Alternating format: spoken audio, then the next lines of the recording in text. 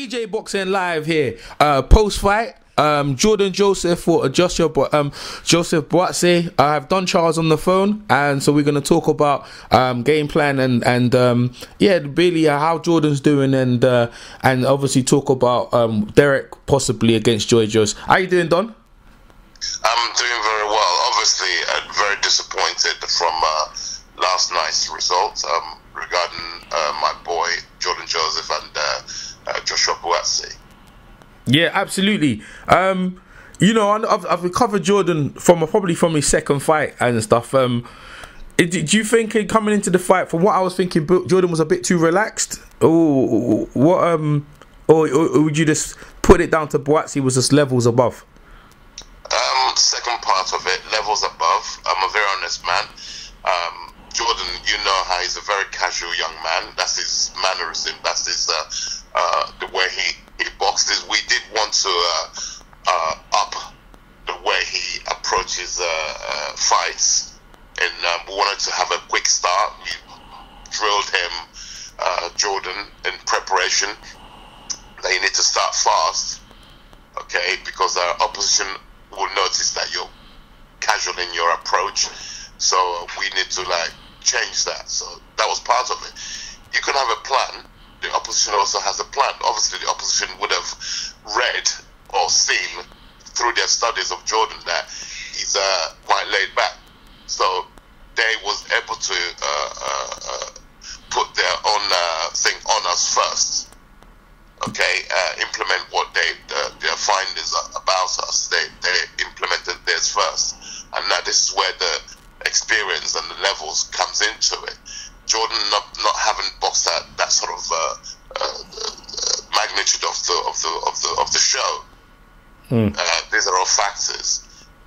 These all come into play, and he's walked out there. Like I said, the only thing, my concern going into that fight is how would my fighter deal with the size of the show, having not boxed out of your call prior, and you're boxing against a guy, an international fighter in the name of Buatsi'S, Joshua, who's also he's boxed internationally numerous occasions for England. He's been just come back from Rio literally a year ago with the bronze medal. Like I said, we knew all this going into the fight. It's a chance one has to take. You have to test yourself in life, you know. You have to test yourself. We looked at Jordan, where he is at the moment. What do we do next? This test came. It was an opportunity. It's a gamble, but you know, it's a calculated gamble. We took the opportunity, no regrets, because you have to test yourself in this life. You know, in anything we do, you have to test yourself. Absolutely. We looked at it in every which way you could look at it, and sat down with the team, Jordan's father, Joe Gregory, and we spoke, and we all decided, yeah, let's take this opportunity. You know, and he could only learn from it. The young man, remember, he's only 22 years old. Absolutely. So he's going to obviously we need all the people around him, from myself to his family. He's got a brilliant family around him, going to see him through this period, to make sure he's going to be okay mentally. Yeah. He's okay physically, but mentally we have to collectively aid him to deal with this situation. Yeah, absolutely, and you know, obviously you've dealt with disappointment as well. So, question: Jordan's ranking for the southern area, is that still is he still the mentary for that belt? Has that actually changed at the minute? Because he well, that changes obviously. Don't quote me. I have to go back to his manager, Steve Goodwin, promoter, and speak with Steve. When you're coming off the back of a loss, I'm not sure where the standings will be for that. But regardless, whether he's going to challenge for the southern area or not, it's just got to rebuild the guy. We'll get him a win. In terms of levels, Jordan Joseph 100% is the southern area level. He already, in my opinion, won that title. He was denied of that victory. So we're going to operate at that level at this point to try and get him to whether he needs to have a fight, which I probably believe he needs to have a fight to get a win, then contest for it. If it's vacant or not vacant, depending on who's holding it, Yeah, I believe that's the most sensible thing to do. To go back out there when he's fully recovered, and get a win for him. What did Jordan say actually in the fight? Did he say that he was too quick, or did he say that he had to start quick? Because I'm sure Jordan's going to learn a lot from obviously how he started off the blocks in terms of the intensity. Go ahead. Most definitely. I mean, I've spoken to him briefly. He can't go into details straight after somebody's coming back over loss of stoppage. The last thing you want to do is start discussing what happened. You've got to make sure they're all right first and foremost. Okay, yeah, of course. Right. So we have to sit down and then ask him how he feels about it and how he saw it. He finished on his feet. Yeah. I mean, referee. I must commend the referee. The referee, Bob Foster, wasn't it? Was it Bob Foster? I think it. Yeah, I'm not too sure. Was it Foster? Yeah. Stop the fight. Yeah, but you threw the towel at the same time. To be fair, the timing was very, very good. That's good refereeing right there. Yeah. And my timing also, I threw the towel in, but the referee's timing, it was a good call, and it was very, very important that my fighter, that young man, finished on his feet. Okay. People don't like the significance of a fighter finishing on their feet. I was watching a fight. It was yesterday, I think it was. It might have been on the same bill. Yes, it was on the same bill where the corner, right, should have pulled the guy out. Literally 4 rounds prior to him being stopped. Yes, it was last night. The Charlie Edwards one. I believe it was, yeah. Yeah. I mean, the opponent was never going to win that fight, yeah, and you have to spare the guy to fight another day. So going back to what I said for our own fight, referee's timing for the stoppage was very, very good. So I thank him for that, because that's good refereeing. And my boy lives to fight another day. He finished on his feet, and when a fight is coming off the back of a loss, the fact that he finished on his feet, in my opinion, is a big bonus and a plus. Okay. And I mean, as for Buatsi, my goodness, there's nothing new that I learned from him, in the sense that I've always said, from when I set eyes on him, that yes, he's going all the way. He's going all the way, So he's one for the future in that division. Absolutely, you give Jordan a lot of credit, and understandably well, because he's obviously, Jordan's done quite a lot of things, even though not that long in his career. But Joshua Buatsi knew what he had in front of him, and it was good to see Jordan on Sky Sports News, talking to the media and saying his views and stuff like that. So we look forward to see how Jordan bounce back for that. We're going to talk about Derek met David Haye in the corridor. I'm not too sure, IFL, and they were discussing about a fight. I think I think I talked to you about another fight with Derek. But is that a possibility that that fight will happen between Joe Joyce and Derek Chisora? What do you think? Well, anything is possible in boxing. Anything is possible. If you remember, when let's take it back like 18 months ago, when it was first mentioned that Tony Bellew was going to fight David Haye, even myself, I questioned Tony Bellew. I said, "Are you drinking?" Initially, it was a shock to the media. The thought of Bellew getting in the ring with Haye. Then, as time went on, people warmed up to it. Yeah, to the idea of that, and look at the result. What happened? Yeah, right. Coming back to what you asked me regarding Derek Chisora, potential of a fight between Derek and Joe Joyce. Now, anything is possible in boxing, but like you heard Derek himself, he said, "Pay me. You want to take my scalp, or you believe you got the beating of me, right? In your second, it will be Joe Joyce's second fight or third fight, I think. By the time, no, for the May fight, because I believe Joe Joyce has got a fight in February. Yeah. You cool, yeah. I think it is. Yeah. We don't know who the opponent yet, so we're assuming it comes through that. Then they're lining him up to be on the undercard of Bellew Haye. Right. If they pay Derek the right money, you heard Derek, he said himself, he said, "Pay me the right money. What that right money, we can't ascertain that. It's not down to me or Mr. Goodwin, who represents Derek on the management capacity. Will discuss with Derek what the figure he wants to tempt him to then get in the ring and whoop Joe Joyce's ass. Listen, let's get real now. Let's get real. Let's get real, Derek. Let's get real. Yeah. Okay. Right. Basically, I understand about being ambitious. Yeah. Which David Hay is picking this fight for Joe Joyce. Okay. All right.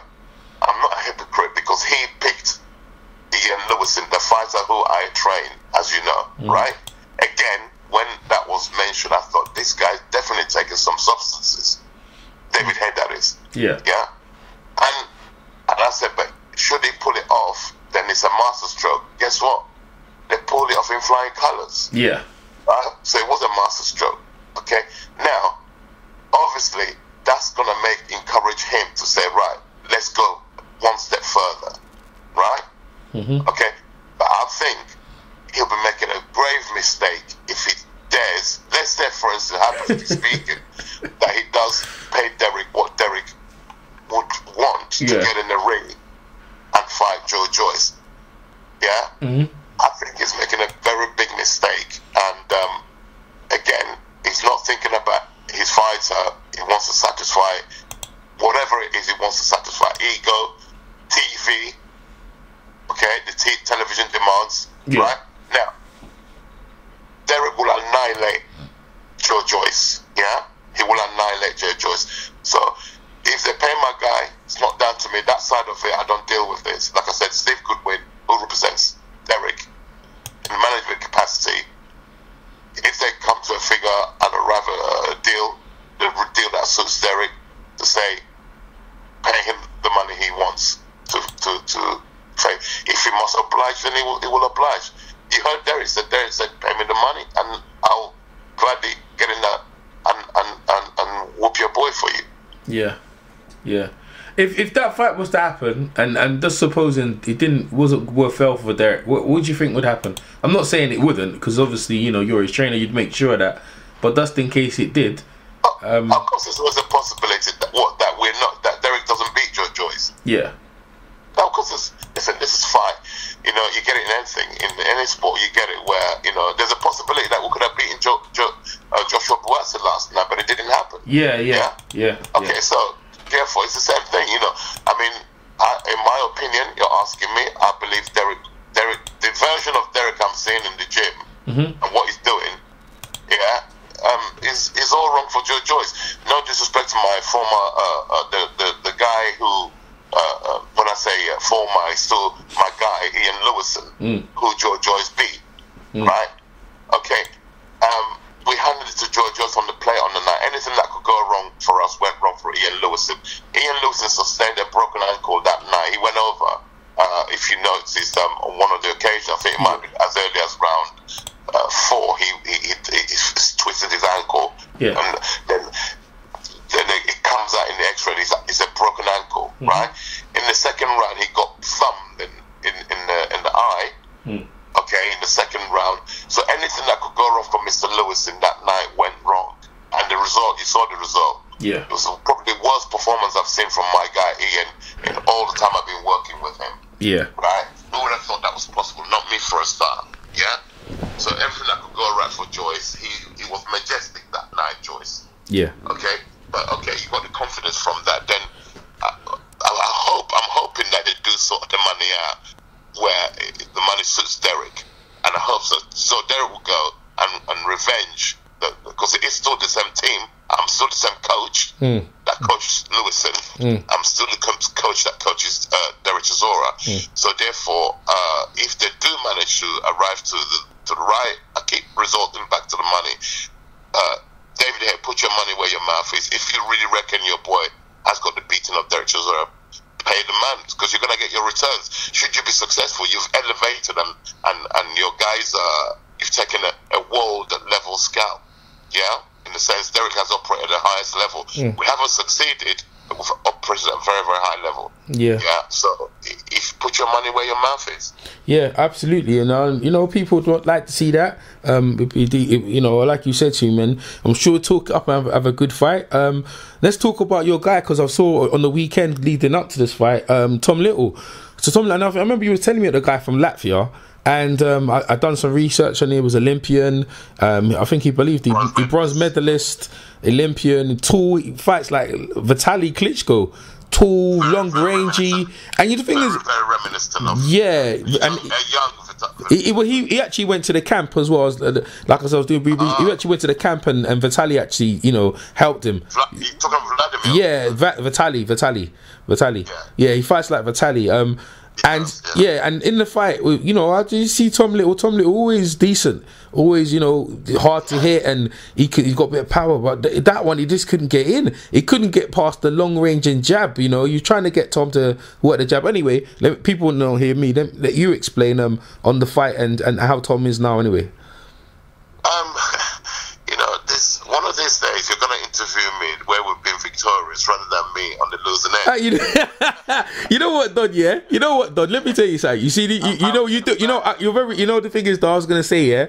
You've had some ups and downs, yeah, and when you have good ones, but this one, yeah, go on. Listen, I'm having a bad run. I'm aware of it. I'm a very honest man. Yeah, you are. Winning is a habit, and then losing is also a habit. Yeah. Yeah. I am having probably the worst run since I started being a coach. Yeah. Yeah. All right. But you have got more fighters, though, Don. To be fair. But wait for it. Okay. Yeah. So I'm having a bad run, but something also that's kind of consistent. I'm also looking. I'm a very realistic man. Yeah. Remember, all these people were losing that. Yeah. I don't get given these Olympians to train. No, you don't. I don't get given this Olympian to train, yeah? So therefore, what I've got to work with, it's almost like a football team, a premiership, let's say a premiership team. Yes. Yeah? I'm not your Man Cities and your Chelseas and your Man Uniteds get big, massive budgets to buy players, yeah? I have to work with what I've got. And based on what I've got, I'm proud of what I have done and what I'm doing with what I've got, okay? Like the only pedigreed fighter that came with me and he's still unbeaten in the name of Frank Buglioni, because of his background, his extensive amateur career, ex-England international, and he's, like I said, he's flying the flag for me right now as current British champion. Is about to unify the Commonwealth and the British title, win the British title outright, which has never been done in 27 years in that weight category, So, like I said, I don't get given these, inherit these Olympians who come back from the games, So I have to work with the stock that I've got, right? So that's the only thing that's giving me sanity. Doesn't mean that I like coming second best. No, one of these days we will pull it off. Sanity. Right? But Don, Joe Joyce is, when he first came, the wood offered, and you did work with Anthony Joshua after Olympics, so you have had them. But what I actually agree with you is that you're making the best out of the talent you have there, and because they're obviously very realistic man. Yeah. I'm a very realistic, but yet again a very ambitious man. Yes. We look at these things. I'm a guy. I like being told no, you can't succeed, and that's all my life. That's what drives me, When a man tells me you can't, I say, yes, I can. Yeah. And my attitude hasn't changed. We've just had my young man, Jordan Joseph, lost last night. I have to pick him up mentally. Yes, you can. Yes, you can. We're going to come back from this. We're going to keep pushing on. He's 22 years old. We're in it for the long haul. He will learn from that defeat last night. That's the making of him. That was the making of him. Yeah. That will be the making of him for the future. He will, if he chooses, which is his chosen profession. He's a very intelligent young man academically. He could do anything he wants. Yeah, he's still at college, Jordan. All right. So therefore, he's still going to carry on studying. And if he chooses to carry on boxing, which I believe he will do, right? After we sat down, he will make it. He's got the skill set. He's still maturing. Okay, you could see him and Buatsi'S last night. It's like a man and a boy in terms of physicality.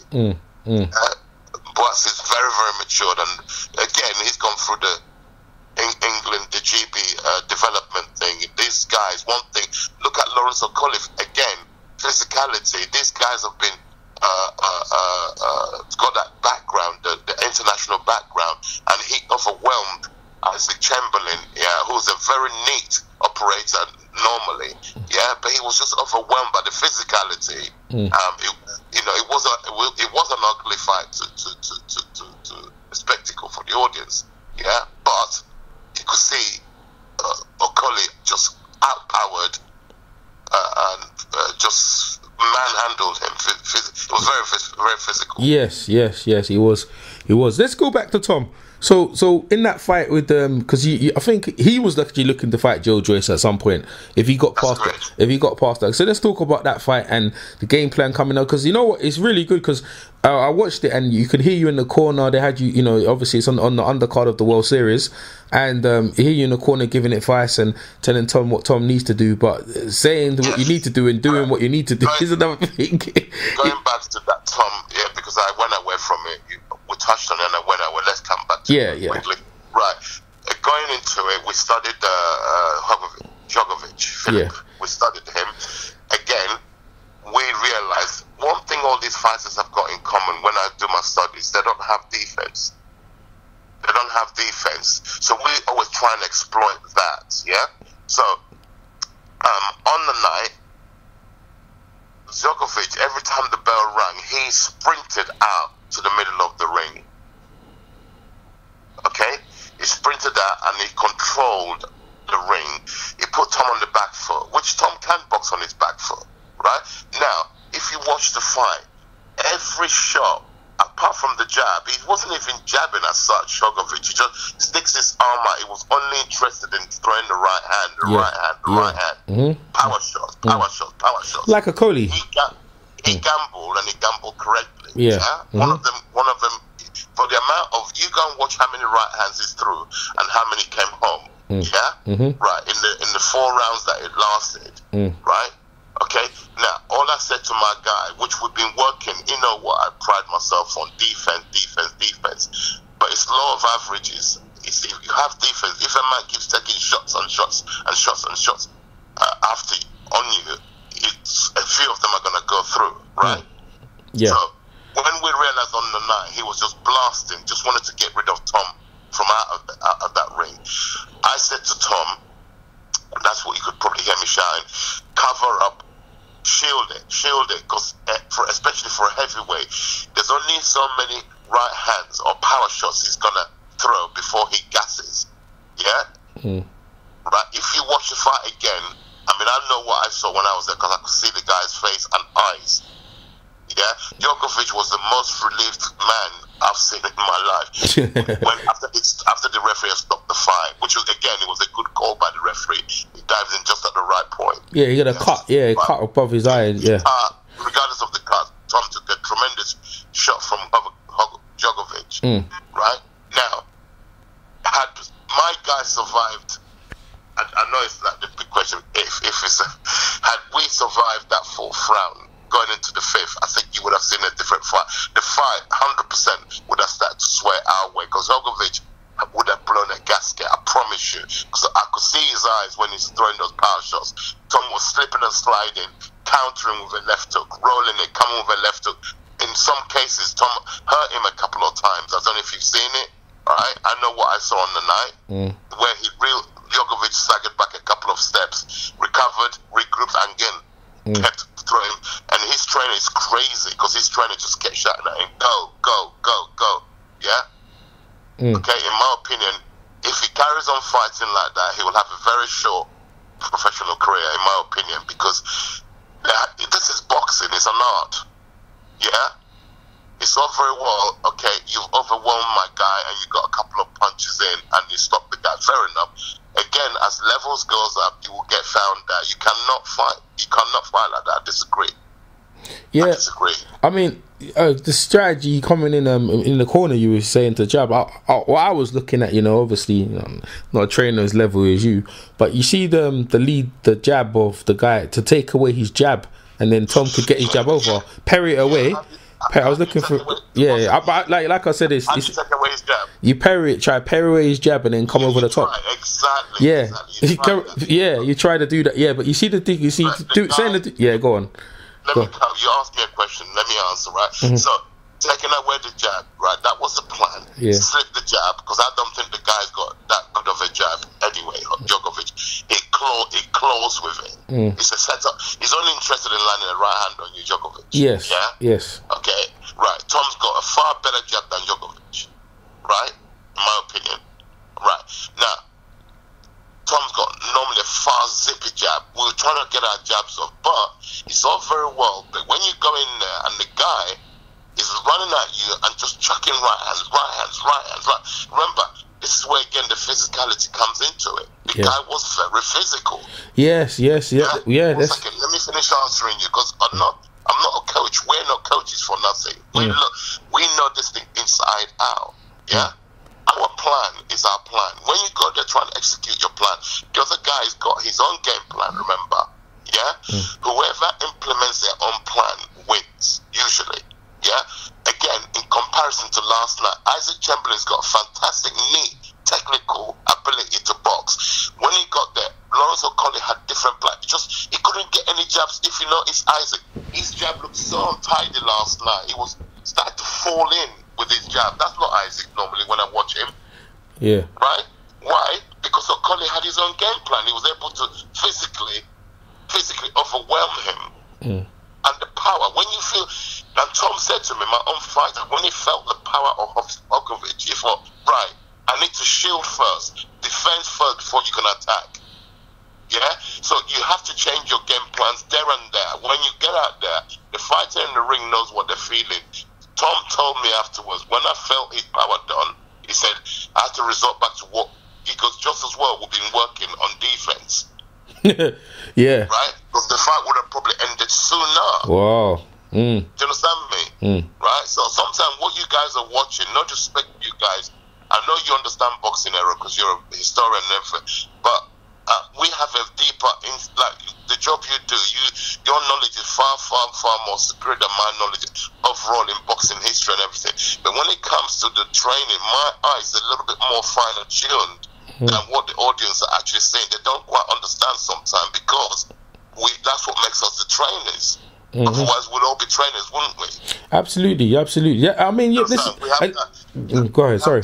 That's a bit of a higher level of understanding, because that's why we're trainers. Absolutely. No, absolutely. That, I mean, like I said, isn't it? Like Tom, Tom tried his best, and that it's just levels again, Olympian and all the pedigree and everything as well. And what this is what the whole point I was saying. People look at it and just think, this guy looks like he'd be decent. I think him and Joe Joyce, they fought before, and Joe Joyce got the better of him. Joe Joyce is quite older than him now. Physicality again. Yeah. Joe Joyce is a physical guy, strong, but athleticism. He was 20. He was 20 at the time. Yeah. Physicality. Yeah. Joe Joyce grinded that a win. I saw the fight. Yeah. It was young. It was much younger then, so he's much more seasoned. But they'll probably meet, and then there's other guy. But so how's Tom Little now, and what's next for Tom Little then?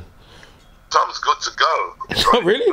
Oh. He's a fighting man. He's ready to go. He's going to recover from his, because he got sustained quite a bad cut. Yeah. But he's ready. Once he's ready, we're going again. He's a very skillful heavyweight, Tom Little, and you're going to see a lot of him. Me for sure. We're not going to take it lying down. We're going to bounce back from it. I'm going to train him, and whoever they want to bring to him on the British scene. He's got a saying on the British scene, definitely. Yeah. To possibly the Joe Joyce fight. Maybe because that's the fight that's the fight he really wanted, isn't it? I know that. Unfortunately, there's a little setback there because of the loss. Yeah, they're not going to want to fight us now. But like I said, my guy Tom is in it to challenge in the future for the British title. He's good enough to win the British title in the future, and we will welcome that opportunity. Okay, when it comes, we'll take it. Okay, let's talk to the main event. Let's wrap it up. Or you going? I was gonna say go. The main event. The main event, obviously, for people. Frank, your guy Frank, interview on IFL. He said, he would, your Anthony Yardy, his head in, bash his head in. I think it was something like that. What's your take on on that, and obviously you know it's Friday fight and can, but what's your just take on that thing? And also as well, I actually interviewed the guy Tunde. One second, Don. 1 second. I interviewed Tunde, and he said, like, you know, I wish this fight would get over and done because he misses my friend Tunde. I miss my friend Don. We haven't speak since, so he does a message for him to you that he misses you. Wish we was talking, and wish this, even though this is the game, because you got two different guys. In hope that you guys would talk at some point. But go on, you can go ahead, Don. Right. Can we do a part 2 in about 30 minutes, please? Oh, no problem. Okay, then we'll do a part 2 then. Yeah. I gotta go and do something. I promise you, because I read this one when I get my teeth into this one. No, all right, Don. All right, we'll do a part 2, folks. I'm gonna give you some nuggets for this one, mate. All right, we're waiting for that one. We'll probably upload part 1 and then we wait for part 2. Yeah. Thanks, Don. Yeah. All right, in a bit. Half an hour. Yeah. No problem. Okay. Thanks. Bye. EJ Boxing Live here with Don Charles, part 2. We're going to talk about Frank Buglioni and his fight, I think, Callum Johnson. So, Don, let's go in. So you said you want a part 2. Let's talk about it. Yeah, let's get it on. Yeah, so go ahead. What's the question? Oh, what's the question? I think we was talking about Frank Buglioni and Anthony Yard. Right. Yeah, we were saying Frank was at an IFL interview and he said that I think he's going to smash Anthony Yard's for heading. I'm not sure if you see the interview. So the question. Who's going to smash who? Frank Buglioni said he's going to smash Anthony Yard's heading. It depends. Frank doesn't talk like that. If you take one phrase out of the whole context of what he's trying to say, I don't think he would have come out and say, I'm going to smash his head in, because he's not that type of character. He doesn't talk like that. So can you be more, elaborate more? Okay, let me find the interview. Let me find it. 1 second. So bear with me, people. Let me find exactly what he said on IFL. Have you seen the interview on IFL, actually? No, I haven't seen any interviews. Okay. I've seen numerous interviews, but I haven't seen the one you're referring to. Okay, yeah. He was at ringside. Right. He was at ringside, and Coogan. This is at the fight yesterday, and right. They quoted him. 1 second. I said quoted. 1 second. So that's what I'm bringing it back to you. Obviously, obviously heated. He's heated subject with Anthony Yard, because I think he saw the video about what he said about him. So Frank's basically responded. So, He said this is what he's. So I'm quoting him now, innit? What he said, I will smash your head in. So that's what Frank said. What was the question to him before he answered? He was just saying, he asked him about Anthony Yard. What did he think of Anthony Yard? And he said, you know what I mean, when I fight him, I'll finally, when I deal with the opponent, get past Callum Smith, right. I will smash your head in. Yeah. There you go. So he didn't just say, I'll smash your face. There was a lead up to him. No, obviously. I just thought you saw the video. So let's not take it out of context. So anyway, if you're a champion, for instance, you got every right to be a champion. You've earned it, yeah? Mm-hmm. Now, what baffling me personally, correct me, or help me, should I say, to understand, right? You got the current British champion here, yeah, who's defended his title successfully twice. He's about to defend it in order to try and keep the belt outright, yeah? Then you've got a chap in the name of Anthony Yarde, who's an exceptional fighter, in my opinion. I've always maintained that. As you know, my history with Tunde. Right.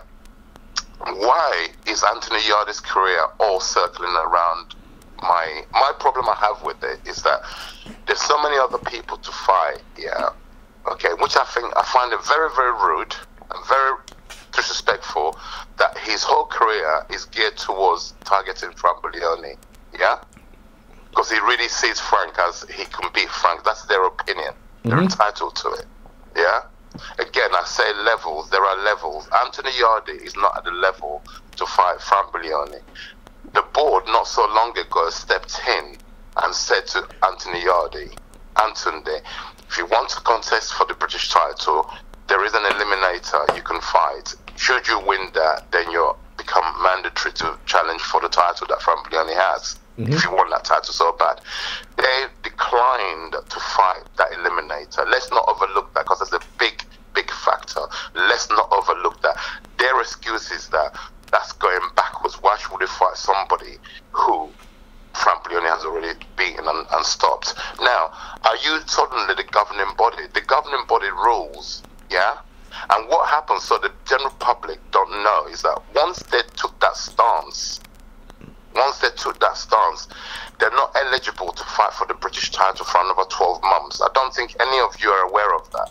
The fact they declined, the board don't take to that lightly. The fact that they declined to participate in that elimination for the British title, they removed their positioning. Yeah. Yeah, they can't contest for that title for another 12 months because there are other people who have aspirations to contest for that title. Yarde and Tunde, who's his manager, Anthony's manager, have removed themselves from the positionings they had. So the talk of him fighting Buglioni, you can remove it from his mind. The champion, Buglioni, has turned around and said, I will, because he's the champion. The champion has the right to elect. Yeah, he says, I am going to fight my mandatory challenger, which is Callum Johnson. If he's successful in defending his title and winning it outright, he said, I will fight Jose Burton. Okay, right? And then, should I be successful in beating Jose Burton, I will then, if Yarde wants it, bring it on. Okay, right. That is the order, and that is what is going to happen. Nothing else is going to change that. Why can we take that stance? Because we are the champions. Fran Buglioni is the champion. If Yarde was the champion, he could then dictate in how he wants it to be. So, if I were him and Tunde, they're ranked higher than above Fran Buglioni. So, what is their problem? Yeah, go elsewhere. There are so many people to fight in that division, whether it's in Britain, whether it's international. Yeah, get on with your career. Come such time, you and Fran Buglioni, if you see a wish to fight Fran Buglioni, you will meet in the future for something perhaps bigger. Go ahead, because he's good enough to go ahead and win other titles, which he has, which ranks him high, where he got the rankings, the world rankings. Then go into the world scene, go into the European scene, if you're that good. And go and win belts, and then when you and Frank eventually meet, it will be for something big, and also the monies will go up. Do they not understand why they're so infatuated and fixed on fighting Fran Buglioni? And when you've removed yourself from in terms of the British pecking order, you've been given an eliminator which hands down turned it down. Why didn't they fight Jose Burton? That's an easy fight for them, according to them. I don't have that opinion. Right? Why didn't he go and fight Joshua Buatsi? Why is he so asphyxiated with fighting Fran Buglioni? And then the board gave him a lifeline to say, fight for eliminator, then get in the position to become mandatory. They declined it. Not publicly. They brushed it aside by saying it's like going backwards. No, it's not. Because Jose Burton was the British champion.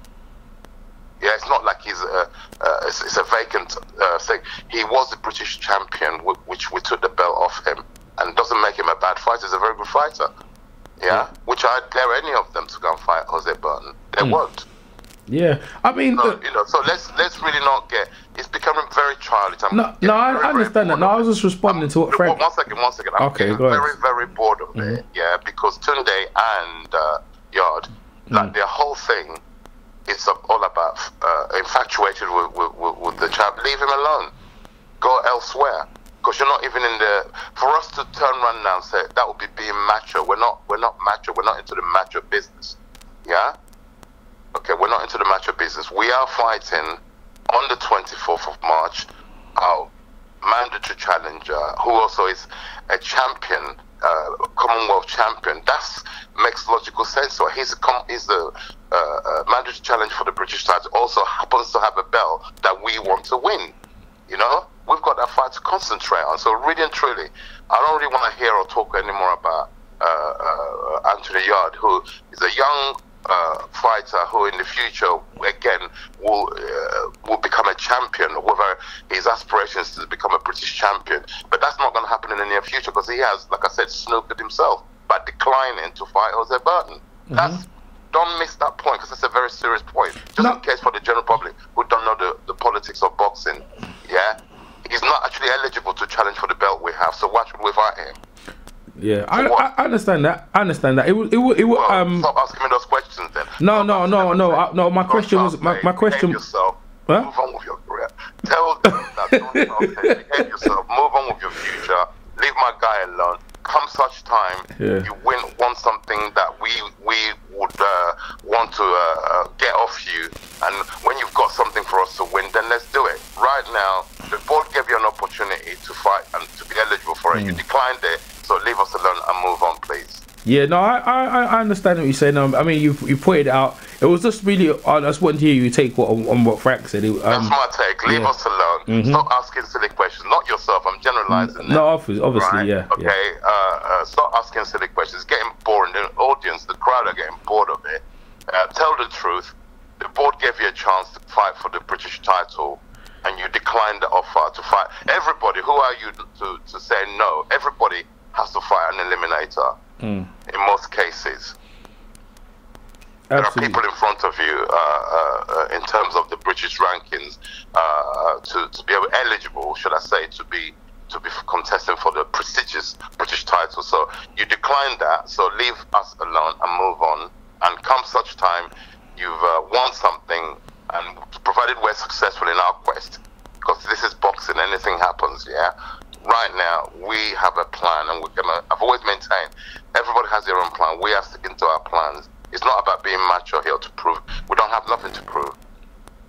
No, absolutely. All right, let's move on to something else. Obviously, something close to you. Your son, George, is turned pro. It was Simon Goodwin, Steve Goodwin Promotions. Give us your take on that, and obviously it's early days and stuff like that. I see Jordan in the Box Cup, and give us your take on what the fans are going to expect from Jordan, and what kind of pro do you think he'll be? George, what was George? Sorry, George is yeah. Go ahead. No, he's listen. It's again, I can only tell you from as a trainer. There's the father, and there's a trainer. As a trainer, my son's been boxing since the age of 10. I've kind of held him back quite a lot. He's quite an academic and very good at school. So, typical African parent, I've let him. I said he has to complete his studies, which he has, and so he's adamant that he wants to make boxing. He has a business, as you know. He runs the gym. He co-owns and co-runs the gym that we have as a family business, and meanwhile he wants to try his hand at what a passion is. A passion first and foremost. Yeah, he's going to have a go. He's a heavyweight, and I believe he's going to be an exceptional heavyweight. He will not be raced, although he's 25 already. He's a man. He's a man. I believe he's ready for it, and he's training very hard to hopefully make his debut. Either May or June, you'll see him having his first making his pro debut. Excellent. George is for people who know, George is very experienced. His style, he can talk well. He's got everything. People are gonna say a treat. He's got the full package. Yeah, But again, like I said, like anyone, he's no exception to any fighter that I train. He still has to go through the channels and to prove himself and as a force. In terms of ability, it's got plenty of it. Stylistically, very, very good to the eye to watch. Very, very skillful. Very, very intelligent. His ring IQ is very high. He can box and he can fight, and he has the physical attributes. All the heavyweights in today's market, they're all like 6'6" plus, and he falls into that category. Yeah. Yes. So he's got a chance. Was he 6'7"? No, he's 6'6" on the dot. 6'6", yes, yeah. It's just the way he stands. He stands very tall. He's very well proportioned, very good, gifted attributes, physical attributes, gifted. Yeah, absolutely. Are people going to see a treat? Make sure we probably talk nearer to that time. I think and nearer time to promote George, but it's early days. But I just thought I'd put out there. Anything else news any other news you wanna mention to the fans that we're not aware of, Mr. Charles? No, there are no more, except for obviously I'm still. When we lose, I'm wounded. the sense that we had a loss last night. I had a loss in Latvia last week with Tom Little. We have a loss last night with Jordan Joseph. So that's my, let's say, we have 3 fights coming up, championship fights. We have Derek Chisora, an established fighter. He's fighting on the 24th on the same show as Lucas Brown and Dylan White. Frank Leone defending his title against Callum Johnson on the same show. Then we have Miles Shinkwin, who's been given a lifeline to fight for the English title against Liam Conroy, I believe. And so we've got those 3 fights coming up. My duty as a coach is I got to refocus, pick myself up, because not only does the fighter, after a loss, like for instance, we had that loss in Latvia last week, then this weekend lost Jordan Joseph. I'm only human. I get affected by it. Physically, mentally, every which way you could think of. My morale is down. I have to pick myself up, and I've got to go back into the office tomorrow, the gym, and stay positive to then, because the Fran Leone, who I'm going to train tomorrow, and Derek Chisora, and Miles Shinkwin, I can't show any negativity. I can't show any body language that I'm down because of the loss of Jordan Joseph and Tom Little. I have to be positive, and because I can't bring any negativity into their preparation. People don't realize what a coach goes through. But what used to be in this job is not forced upon us. It's what I love doing daily. Obviously, when you win, your tails are up, and you sort of use the energy into the next one. When you lose, trust me, it's a very, very down, and so I have to get myself together, get into the office tomorrow, as if just the show must go on. Absolutely.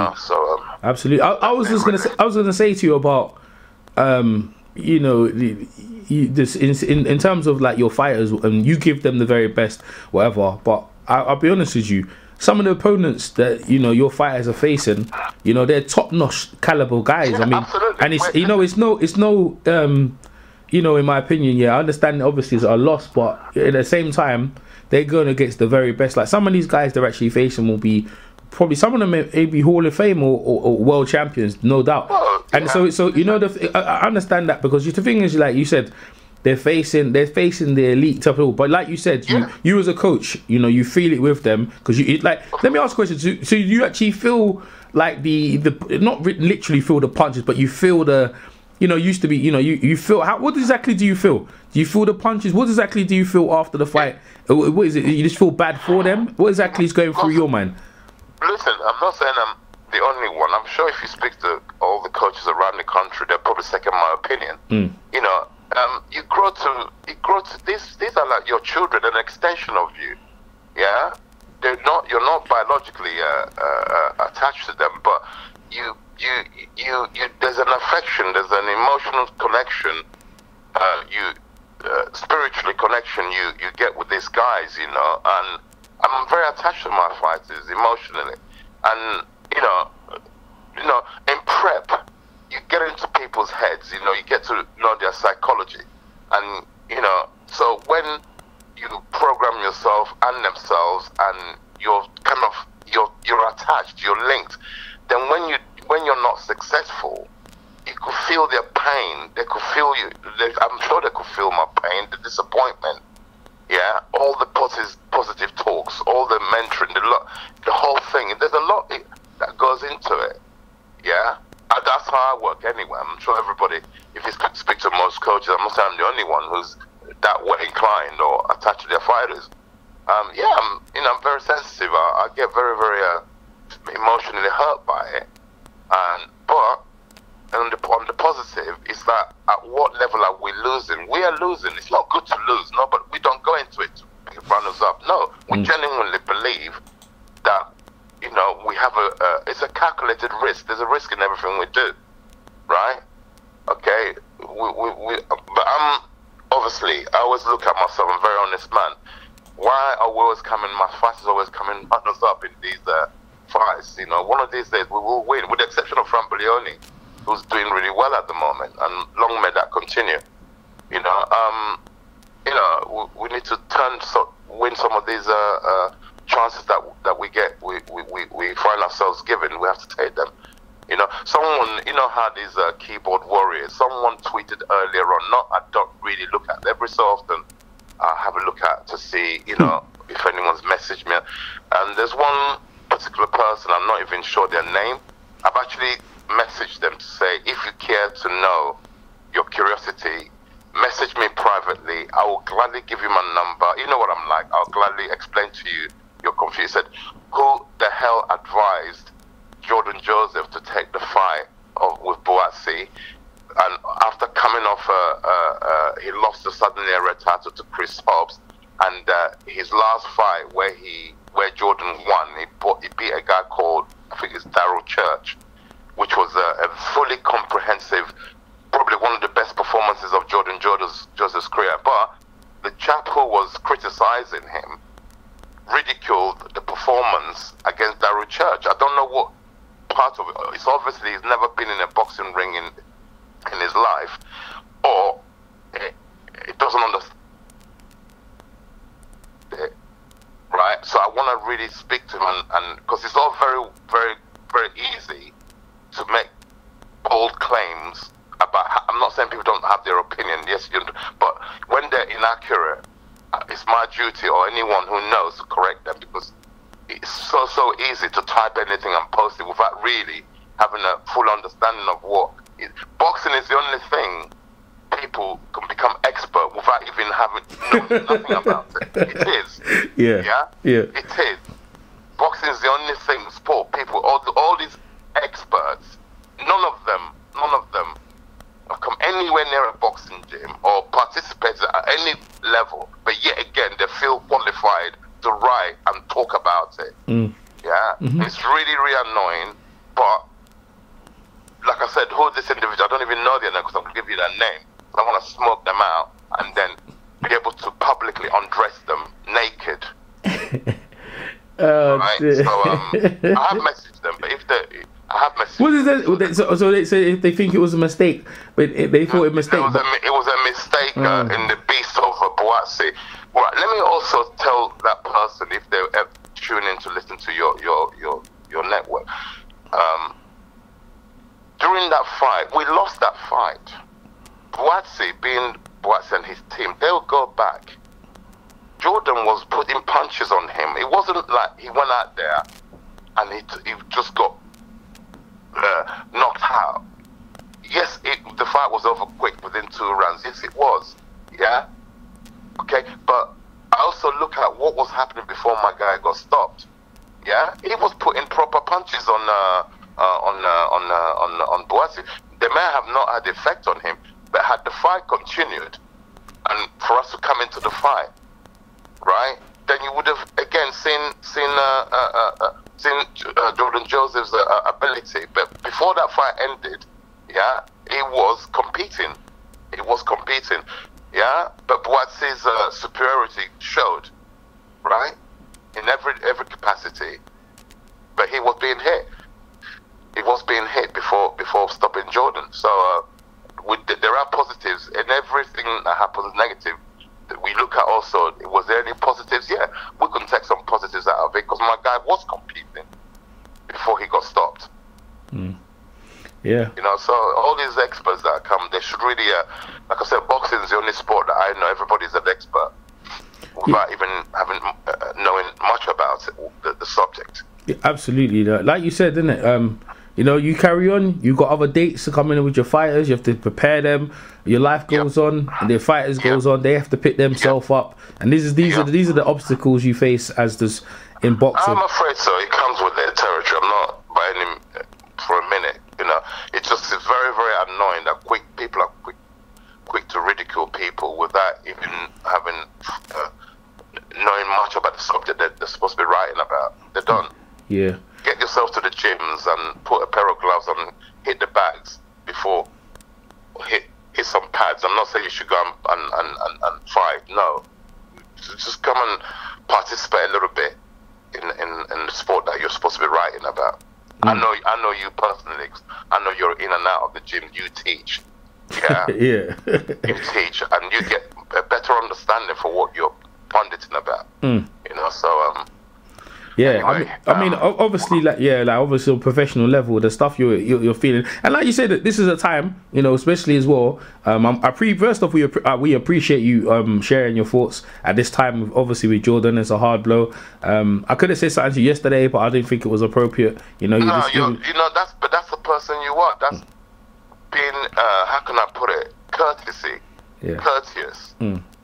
Yeah, and you know, continue being the way you are. Your approach is very good, and eventually, I know when you started doing this, and you're doing remarkably very well because of the way you approach, not just with me, with everybody else.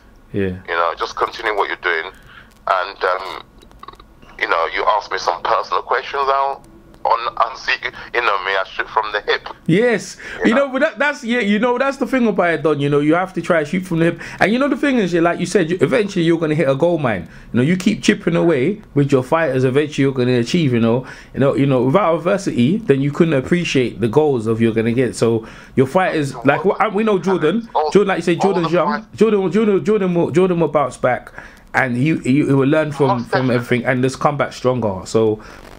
Jordan, keep your head up. What I've done in boxing as a coach so far, in the time that I've been in it, I haven't even started to reflect so much because, you know, it worries me when you start reflecting. It means you're coming to the end of your career. Yeah. You know, I've got so much more drive and hunger.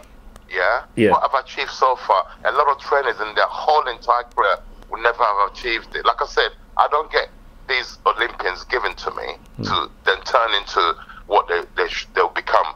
I don't get that privilege, yeah? So I have to work with what I've got. So based on what I had to work with to what I've achieved in terms of what we've won, you know, I even pat myself on the back, if I may. You may. Yeah. You may. I mean, you get the best every little inch out of every drop of your fighters in the training and preparation. They know they're with a world-class trainer when they go into the ring. They know they've done every stone's unturned. I've been with you. I've been with you. Unlike some other people, I've been with you in Hampstead. Even though I didn't go, I've only been a couple of times. But I've been with you on the hills. I've been with you in sprints. See what they're doing, right? Yeah. So, right. Yeah. You know, one of these days, like I say, it's not in the near future. Obviously, my as a coach, the only title that's eluded me, I've never won with a fighter, is a world title. I won every title. I won every title. 5 British champions in 5 different weight categories. Yeah, the European champion. Yeah, Commonwealth champions, prize fighter champions, Southern Area champions. Yeah, so there isn't any title that I haven't won. Yeah, except for the world title has eluded me, and that's what I'm pushing for with any of my fighters, to win a world title, right? And you know, it will happen, and we're not stopping. We keep pushing. It will happen. Yeah, I agree. We look forward to following the journey up until that point. Done. Okay. We've took up way enough of your time, but you know it's good. Obviously, you know we talk about this. I'll probably see you at some time, and also keep me informed because we know, right? Lucas is coming to your gym at some point to spar. He sparred Derek, and I think you got some other spar, and I'm not too sure. George is gonna spar George. George stylistically is more suited to Lucas, yeah. For the Dylan White fight. Yeah. So yeah, let me involve in that. Obviously, you know, no fight footage, no footage or whatever. But yeah, let me know whatever and keep me in tune. But Don, we appreciate you coming on this Sunday after Jordan, and yeah, we wish you all the best, Don, and for your fighters, and we'll talk soon. Thank you. Okay, thank you. Bye. Take care.